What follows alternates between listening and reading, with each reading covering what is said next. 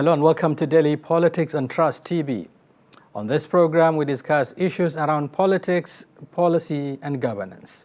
I am Shafiu Suleiman.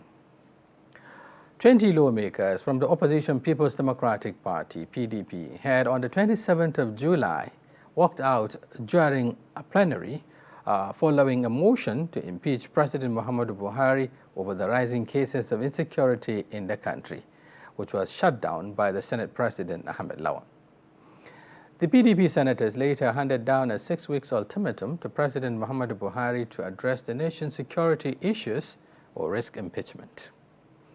But in a reaction to this development, a spokesman to the president, talking about Malam Garba Shehu, described the action of the opposition lawmakers as performative and babyish, asking them to, in the alternative, focus more energy on on critical issues such as global cost of living crisis and other critical national issues.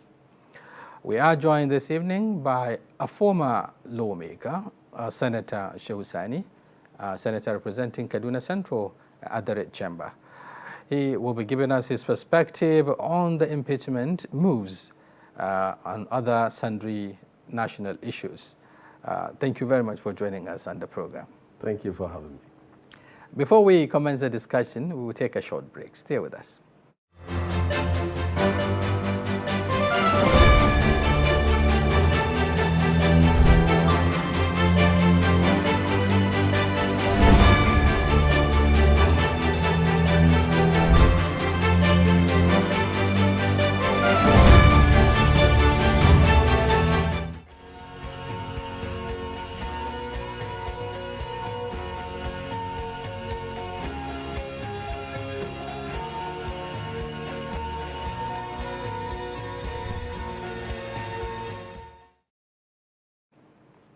Thank you very much for staying with us on Daily Politics. And today our talking point is impeachment threats and issues in the polity. And we are joined by Comrade Shehu Sani, former senator representing Kaduna Central at the Red Chamber, talking about the Senate of Nigeria. Thank you for joining us once again. Thank you for having me.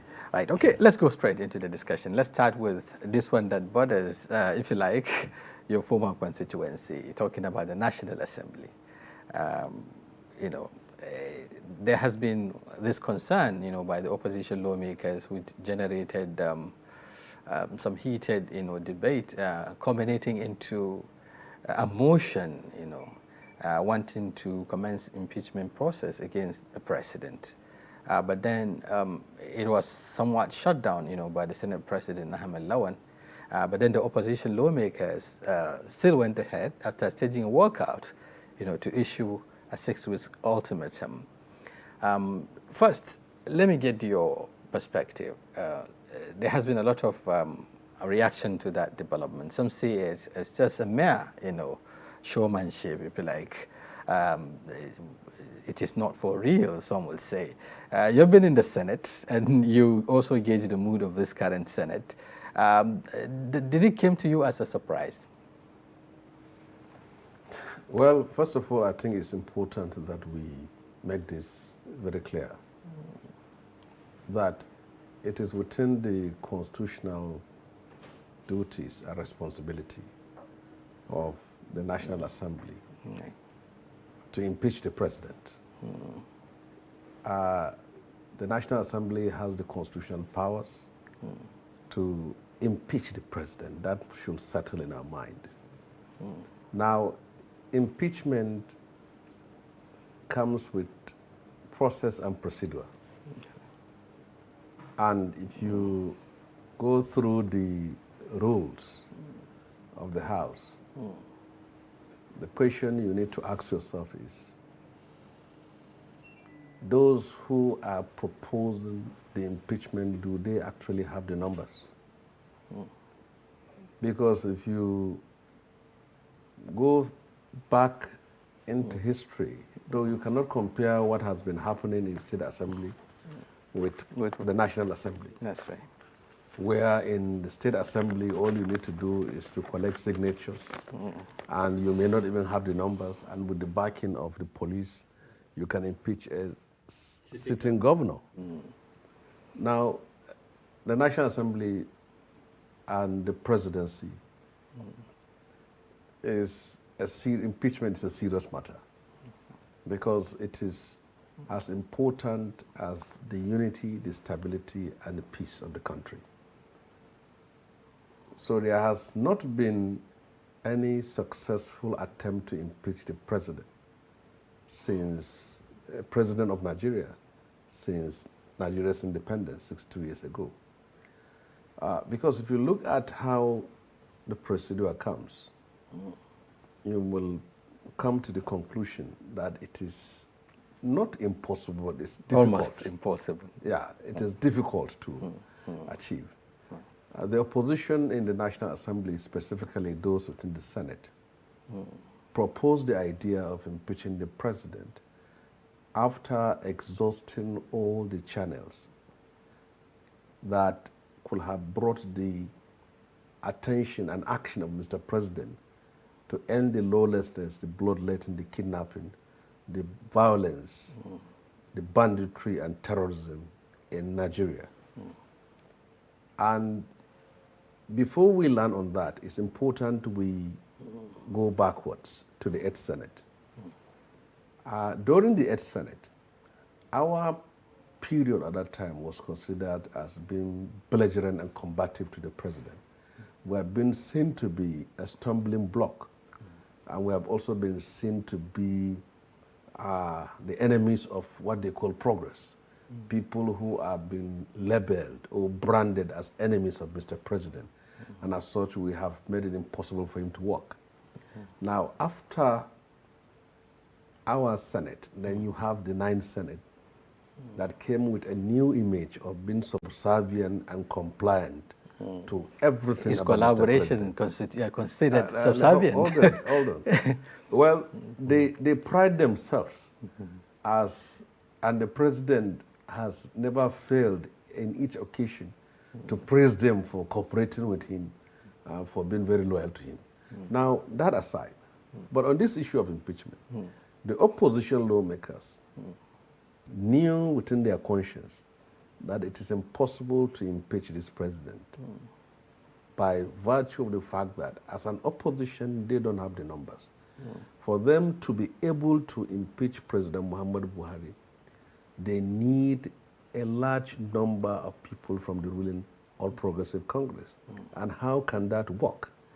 So if you... So are they seeking attention? What they did was more of a message being sent to the president that even for the fact that impeachment has been mentioned on the floor of the Senate is an informal declaration of loss of confidence on the president and a message for him by a section of the Senate. Fact. Yes. The opposition. Yes, and for him to act. And also, they try to also send message to Nigerians that we are not all rubber stamps. And that there are people among us who are standing up to something. Okay, let's look at the fallout. Let's look at the fallout. You know, the fact that it's a message and it somewhat syncs, with the presidency, some will say. We begin to see some sort of reaction, from the executive arm when the president, did mention that the security forces now have his backing to go all out against these terrorist groups and what have you, and show no mercy. Since then, we're beginning to see some level of intensified campaigns against the non-state actors. For instance, there were 3 key successes, some will say. The recent has to do with the attack on an enclave of this terrorists in Rugu Forest in Katsina, where 28 elements of ISWAP and the leader were said to have been neutralized. Just today or yesterday, again, there was also another attack, another raid on a camp around some 30 kilometers away from Kaduna, along what they call, Mangoro area in parts of Niger State or so. Another 18, including the leader, were said to have been neutralized. In Borno, there was also another attack, on terrorist elements, having disagreement among themselves, and then there was an interdiction, which also led to neutralization of a number of elements. Looking at the message and how the government is responding, is it to say that we're getting the result of that threat? Is actually, if it is a threat? Well, a responsible government and a responsible leader should not wait for him to be threatened when the people he leads are being slaughtered, are being kidnapped, and are being crushed, are being displaced on a daily basis. The northwestern part of Nigeria has become a theater of war. And for states like Kaduna, Niger, and Katsina State, parts of Kebbi and Zamfara State are currently the hub of terrorist groups, from ISWAP to Boko Haram to Ansaru to Darul Islam and to bandits. Now, after every attack, there will always be meetings, urgent meetings, emergency meetings, crucial meetings, closed-door meetings, and all these kind of meetings. And then the next thing you hear is the president has given directive, an immediate directive that the bandits should be crushed. Now, we have security agencies in all parts of Nigeria. We have the military, the navy, the police, the civil defense, and the DSS. A country like ours should not be held hostage by bands of terrorists. And people should ask questions. Why is Benin Republic not infested with banditry and terrorism? Why is Niger Republic? Why is Chad? Why is Cameroon? I know they have their own security challenges. There are attacks in Niger, especially within the border of Cameroon, Niger and Burkina Faso, soldiers were killed. There are also attacks in Chad and Cameroon. But why is it so prevalent here, so deadly and bloody in this part? The simple thing is that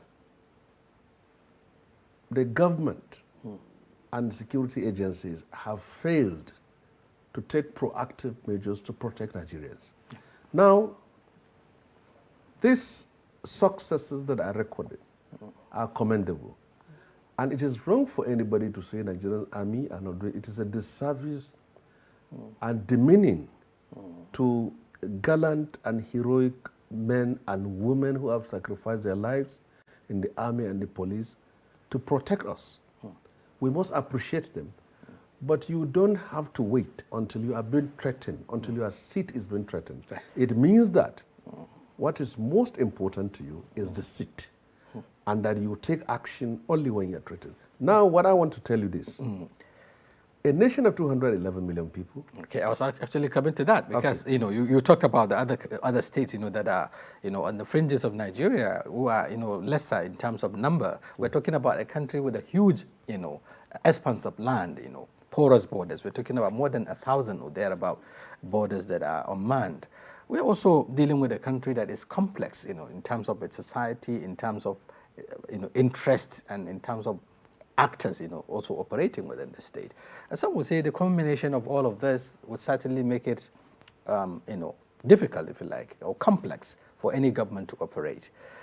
But you talked about, the fact that there are missing links. I would want to know, Nigerians would also want to know, what are those missing links? You talk about the strength of the army. You talk about, the capacity of Nigeria to deal with issues like this. Where are the missing links? Well, there are a lot of things to say about why we have found ourselves here. Okay. But terrorism and banditry doesn't happen in a day. It evolves where you have failure of responsibility, failure of duty to act, failure of governance at all levels. Then you will see a seed has been planted to which it has grown today, threatening the unity and peace of the country. Now, let me tell you this. The seed, okay. Let me tell you this. Yes. Go to our divisional police offices. That is the agency, the unit of security that is closer to the people, the civil and that authorities, has a national network in all the nook and crannies of Nigeria. Divisional offices of the police, they don't have operational vehicles, they don't have communication gadgets. Even if they detain people, there is not enough money to feed them. Many of these stations here don't even have electricity. If anybody is arrested, they have to struggle to get paper and pen for him to write statements. Now, we have lost it right from that level. And we are still losing it now. We have spent over 4.2 trillion naira in the last 7 years in the name of defense and security. But go to our divisional police offices and ask what has changed there. Nothing has changed. Yeah. Some would say the attention we have spent over $1 billion to buy Tucano aircraft and $900 and something million for attack helicopters. But if we arm the military and refuse to upgrade and modernize our police forces, our civil defense, our immigration, our custom, then where are we? Is it systematic? Is it deliberate, some would say? Because before now, the police, have well been taken care of, even though there are challenges. But the involvement of the military, if you like, or the armed forces into internal security, some would say has, shifted focus. Nigeria, the authorities focus on from the police, which is the civil authority, the first line of defense, of the citizens. And again, beyond that, some would say the nature also of the security challenges demand the involvement of the military, because we're talking about, terrorism, we're talking about crimes of such magnitude where you have terror networks with capacity, with collaboration, with funding and all of that. It goes beyond the capacity of the police to handle. Now, let me show you this now. Now, I am one of the proponents of funding and modernizing our army. In fact, the modernization I want is the one in which technology will be used to the fullest. But if you spend hundreds of millions of dollars to the army, and then you wage a war on terrorists, arrest them, take them to court, and send them to prison, and the prison is like that of Koji, and they break and they move out. So what have you done? You have not funded the prison. If you fund the army and illegal immigrants keep on moving into Nigeria because Nigerian Immigration Service doesn't have the sophistication, the weapons, the technology intercept them, you're just wasting your time. If you fund the army and then illegal weapons are being shipped in, and our customs do not have the technology, the funding, the equipment, and the expertise to stop all this illegal importation of arms. What have you done?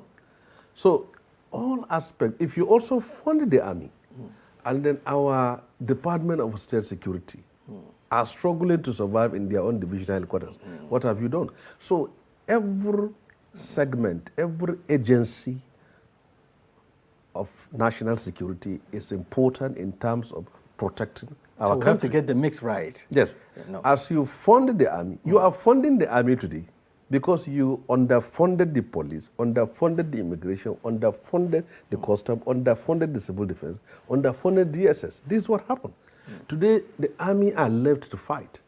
And even if you give them the most sophisticated equipment to fight, once other agencies are not properly taken care of, we will still not be able to achieve what we want to achieve in terms of national security. Now, I have had a lot of arguments. People are saying we should recruit hundreds of thousands of people into we need the to army. double, them. The soldiers. But let me tell you, it is not simply about manpower. Okay. If you have a drone station in Suleja, and you have one in Gwanengora, and you have another one in Zaria, you have another one in Funtua, and then in Yauri. Now, from a simple station you can run a drone that will monitor the activities of these bandits and send another drone that will launch attacks. It is all possible to do that. Is it so, that, so technology is very important. Yeah. Okay. Is it that we're not getting the priorities right in terms of funding? Because talking about technology, is central to this fight, especially the global terrorism warfare like this. But largely, the funding is on hardware like the aircraft, the fighter jets that we're hearing about. And yet we're not getting the result. Some also say there is need, to change the strategy. Wars like this are hardly, defeated. Asymmetric warfare like this, takes time, to get to defeated. And then also, some also talk about the underlying causes, the need to look at the triggers, the absence of governance at the grassroots level, the rising poverty level, the injustices you talked about, the courts processes and what have you, that we need to get all of this right before we'll be able to talk about getting the result. Otherwise, we'll just be channeling funds to where it will not make impact. Well, just like you have said, you see, security matters is all-encompassing. There are political issues, there are economic issues, there are social issues, and there are basic security issues that you need to tackle. There are issues you need to tackle in the short term, and there are ones on the long term. The long term has to do with poverty, economic opportunities, wherever. But I have always said it, that poverty is not an excuse for terrorism. Niger are poorer than people in northern Nigeria. Benin Republic are poorer than people in northern Nigeria. Cameroon and Chad are poorer than people in northern Nigeria. Why don't they have terrorists? Because they are poor. In Burkina Faso, they are poorer than people in northern Nigeria. Why don't they have terrorists? So we can't use terrorism, poverty as an excuse for terrorism.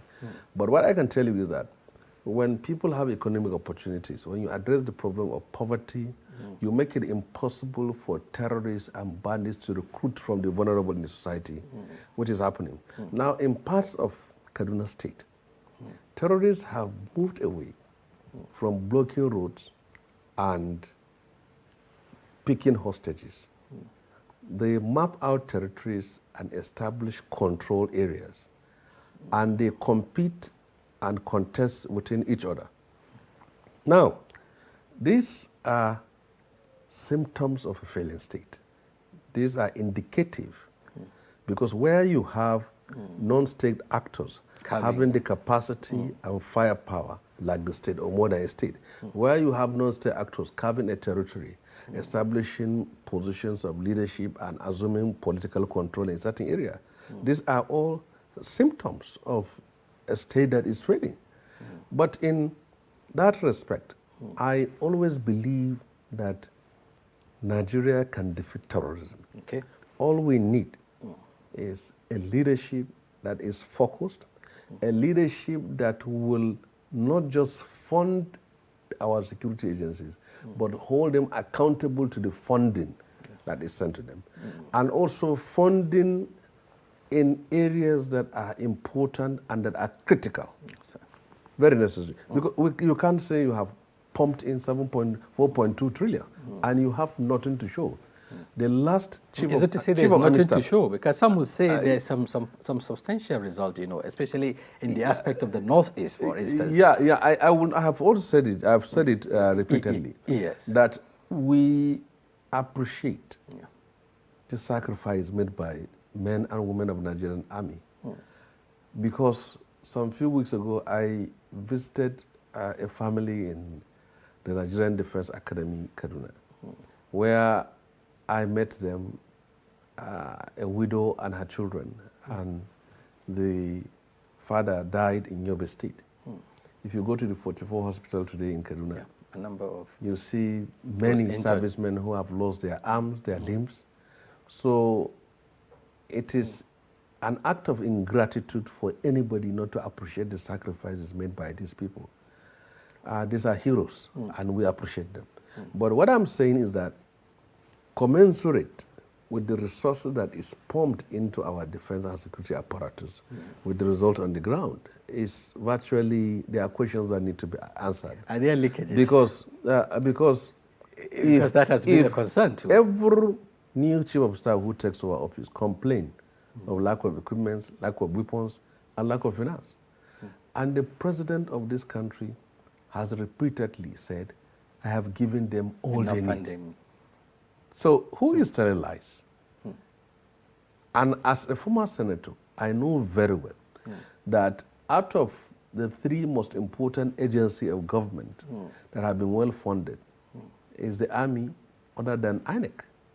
So they have been given enough money to use.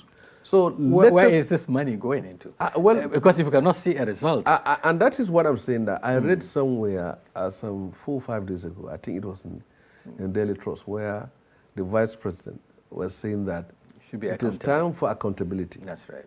On the way monies are being spent and our defense and security apparatus, and which is right.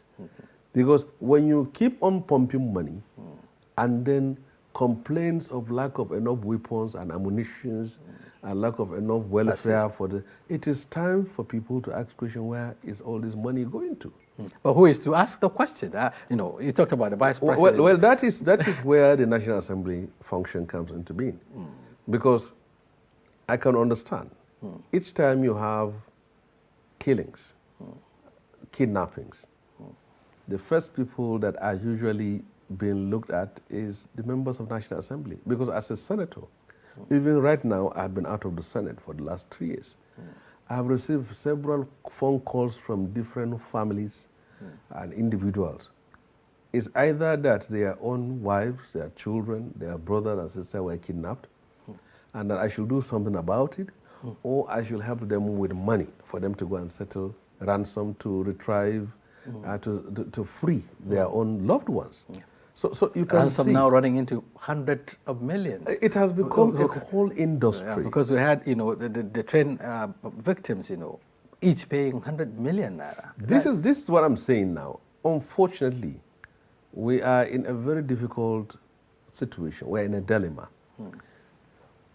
Paying ransom encourages this act of terror and will always encourage them to pick more hostages. And not paying ransom puts your own person also in danger. Victim in danger. So people have lost hope and they have lost confidence on the government. Once a wife, your son, your daughter, your brother or uncle is kidnapped, you call the government does nothing. You simply seek communication and contact with the kidnappers and pay them and retrieve your loved ones. Because you have no option. Yes. So you can see that a whole industry, a whole business has been built around criminality of kidnapping and banditry. Right. Okay. It's about time we take a break. We also need to dwell on other issues as well. But then we're making, substantive progress with regards to the issue of insecurity. In case you're just joining us, we've been interfacing with Senator Shehu Sani, former senator representing Kaduna Central at the National Assembly, Senate in particular. Together we'll be looking at the impeachment threat on President Muhammadu Buhari and, of course, the issues in Nigeria's polity, beginning to look at insecurity and why it should be tamed and, how it can be tamed by the authorities concerned. Now we'll take a break, and when we return, we will continue with the conversation. Stay with us.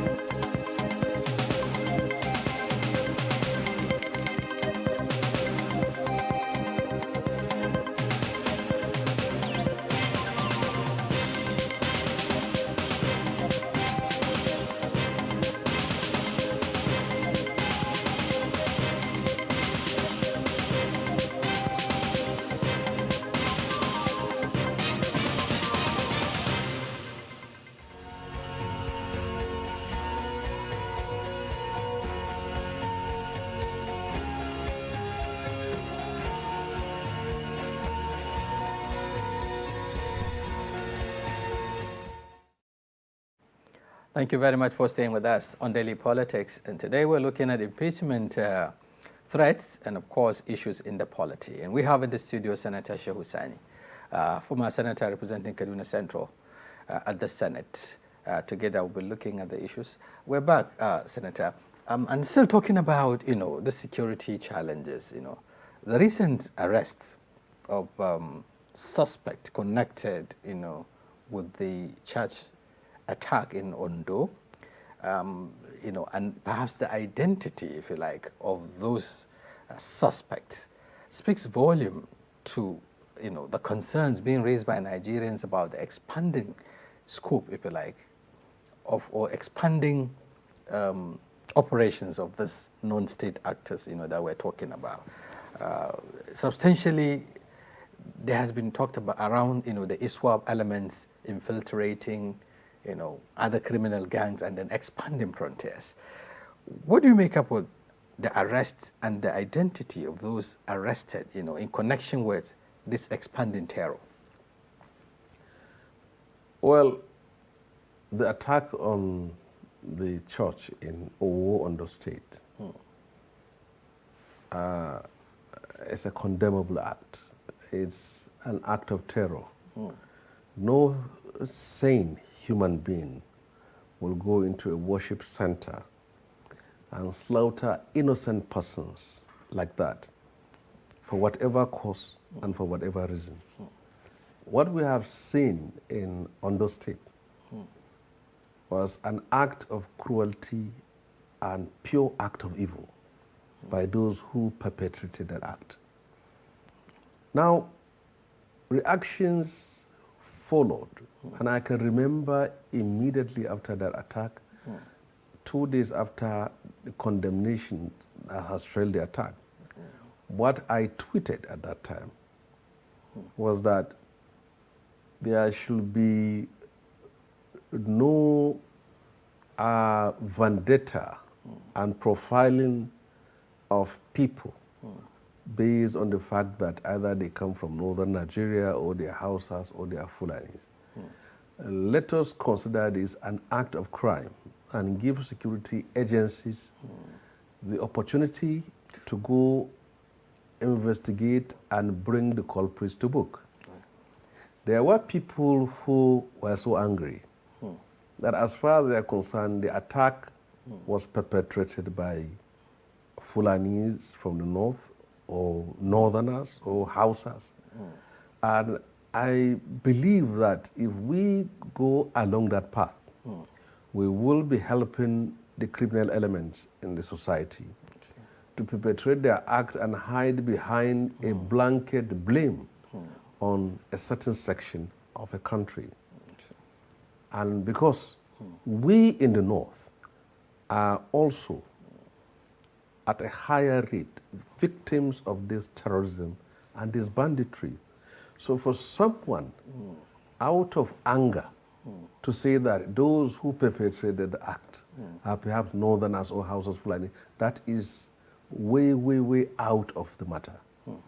Now, as fate has it, arrest was made, and the identity of the perpetrators of this act, their ethnic groups, was also revealed. It was clear that they were not those that were suspected to have perpetrated that crime. And it brought to notice that we must not, in our drive to fight terror, profile innocent persons, label innocent persons, or blame innocent persons for the fact that they share the same identity with us.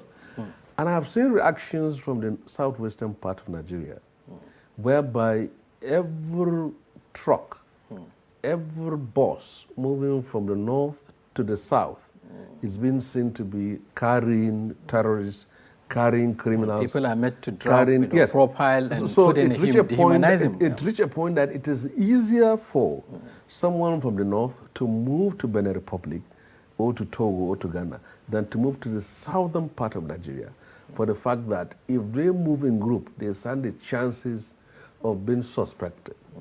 But somehow, there's a proverb in Hausa language that says, if you are bitten by a snake, you will also be afraid of a rope. Yes, sir. So perhaps for the fact that the attackers, the terrorists, have been seen to be people from this part of the country. So every person and any person from this part of the country will be seen to be sympathetic or also that. Yeah. And we should be very careful about that. Yeah. Because by doing that, you have deprived them their constitutional right to freedom of movement. You will allege and persecute them for the fact that they come from a certain ethnic and religious group. And at the end of the day, you are destabilizing the unity and peace of the country because you have your own people who are also living in other parts of Nigeria. Yeah. Yes, and some would say even the people in authority are also responsible to a very large extent in fueling such ethnic, tension or ethnic profiling, because you find them hastening to make statements that are also alluding to this.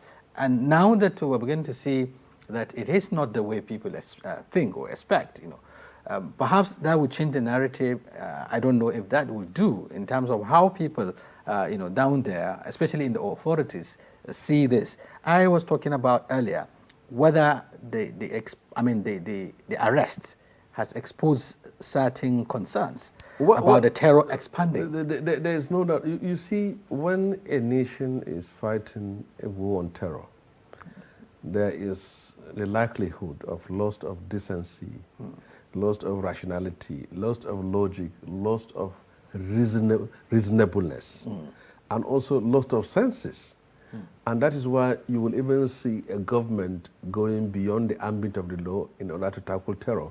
And you also see people and sub-national government also taking measures that are out of the Constitution. So there are people, there are governors who want to appeal to their own people, who want to use every act of terror in order to whip up sentiment, to garner support, and also to cover some of their own deficiencies as chief executives.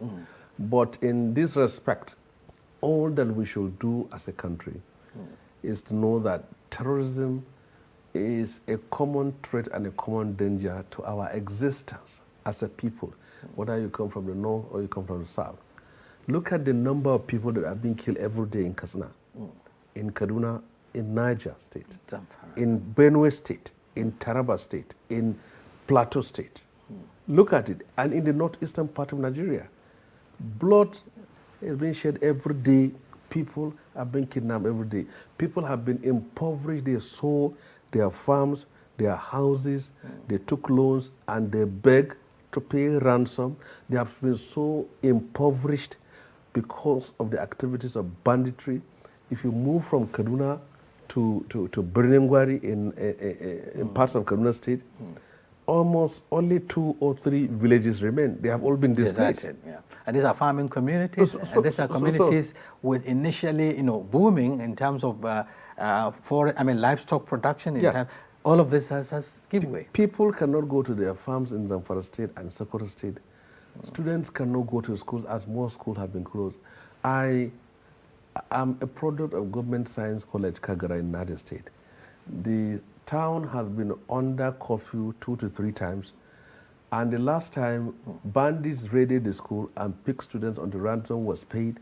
And currently, as we are speaking today here, as we are talking here, the school has been closed down for close to a year, and it has been taken over by the military. The students have been dispersed to other places. Now, these are the prices in the north we are paying. So for any attack in the southern part of Nigeria, for any person to think that it may have been a coordinated action by a certain region to attack a certain place, then you can come and see what we are also personally suffering.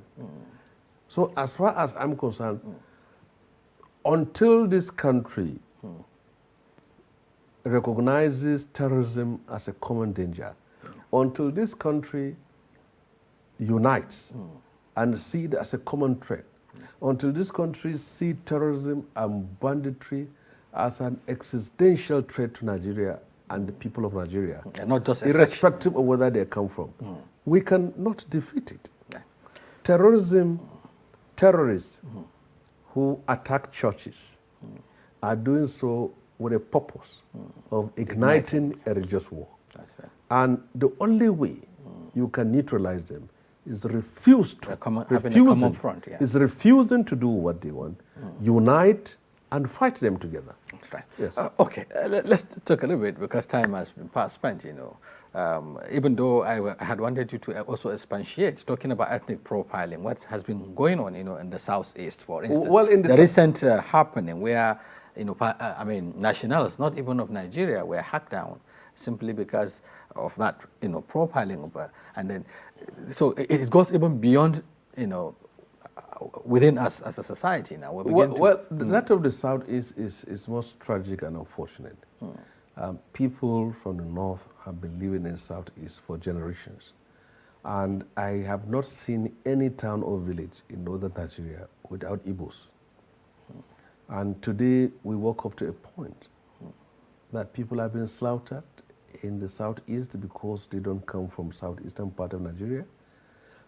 I think what we also need to understand is that those who are perpetrating this act of evil also are not representatives of the Igbos, because the Igbos lives in Kaduna, they live in Kano, they live in Jos, they live in Maiduguri, they live in Sokoto and Yauri and Kebbi and other places. If they are not interested in a united country, they couldn't have lived there. So in as much as we know that this is a country that belongs to each and every one of us, but it is also important for state governments in southern part of Nigeria, particularly southeast, to protect non-Indians there. If you kill or molest any Igbo man in any part of the north, I will stand up and speak before anybody speaks. And I will not also keep quiet. When I see Hausas or Fulanis are being targeted and killed in any parts of Nigeria for the fact that they have a different ethnic and just identity. And this is going on. The killings happen in Anambra, and it's now happening in Oroge in Imo State, where people were killed because they don't come from that part of the country. If we want this country to remain in peace, if we want this country to continue to be a country, it is important that we protect people who are not from our identity, who live within our community. Right. Okay, let's talk a little bit of politics, even though time has been past spent. Your party, the PDP, it seemed to be in a somewhat, continuous crisis, internal crisis, which is also putting it on the edge. While other political parties are consolidating and, coming together, to chart a roadmap towards 2023, PDP is still battling to settle, in-house fight, if you like, between the presidential candidate who has emerged and a presidential aspirant who lost out. This seems to be constituting delay even in constituting the campaign council and what have you. How are you looking at this rift, if you like, or acrimony between Atiku Abubakar and Wike? Well, first and foremost, there is no political party that is without a crisis. And internal crisis is being seen to be part of internal democracy. In the case of the PDP, it is disappointing that the biggest political opposition in Nigeria that should have unite and position itself to take over power in 2023 has been enmeshed in this kind of crisis. And as a Wike and Atiku, I'll say this. First, Wike. Wike is one of the most important pillars of the party. He has sacrificed a lot and he has remained ever faithful to the party for a very long time. And without him, perhaps there couldn't have been PDP today, because he remains alive. It was like what the opposition used to be under Bola Ahmed Tinubu in those days. But she does sense of entitlement. But I'm coming. Hold on, I'm not done with right. I'm done with you yet. He himself, before the conduct of the primaries, made it very clear that he is ready to accept and to support whoever emerged as the presidential candidate of the PDP. Now, Atiku Abubakar has emerged as the presidential candidate of PDP. The next thing is for Wike to see him as the new leader of the party and to work along with him for the party to succeed. I lost my primaries in Kaduna. Isa Ashuru won. So should I say because I lost the primaries and start undermining Isa Ashuru? No, I shouldn't. If the party is prim, if your own membership of the party is about the success of the party, you have to support whoever emerged as the candidate. This is my own.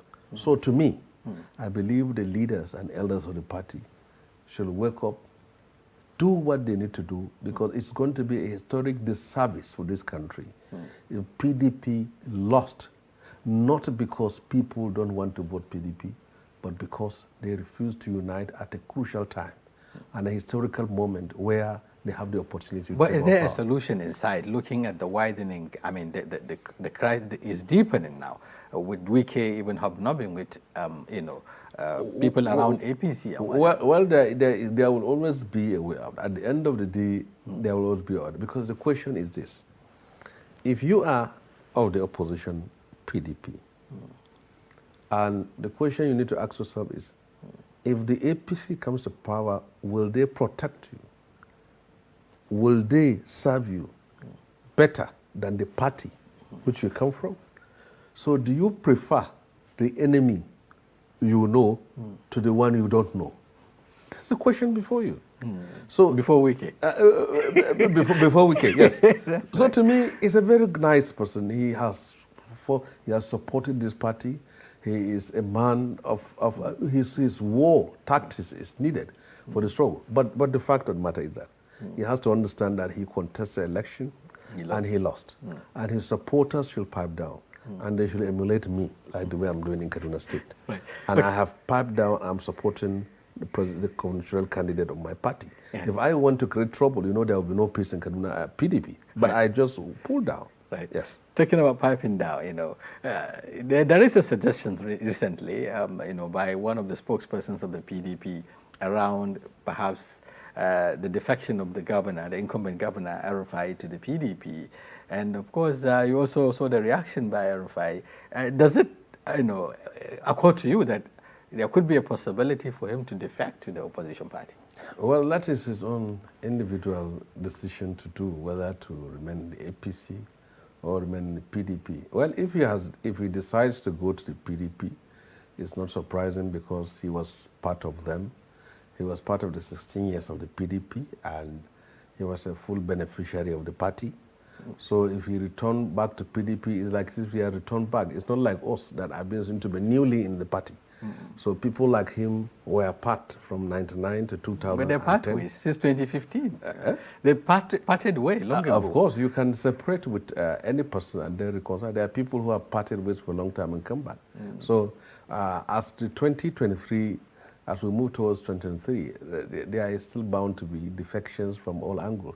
So it's only my only message to the spokesperson of the Atiku Abubakar is that talking about Barrister if you are appointed into such position, you should know that there are people that you need to confront headlong, and there are people that need diplomacy. Don't just stretch your hands to shake the hands of people who are not ready to shake your hands. That's it. Okay, on that note, we have to come to the end of this conversation. In case just joining us, it's been Daily Politics, and we've been interfacing with Senator Shehu Sani, former senator representing Kaduna Central at the Senate. Together, we'll be looking at the impeachment threat to President Muhammadu Buhari and issues in the polity, with particular emphasis on security of lives and property of Nigerians and how Nigeria as a state, can get that right. Thank you very much once again for talking to us, and we appreciate your perspectives. Thank you, Father. On behalf of our guests and the technical crew, my name is Shafiu Suleiman. Have yourself a wonderful day ahead.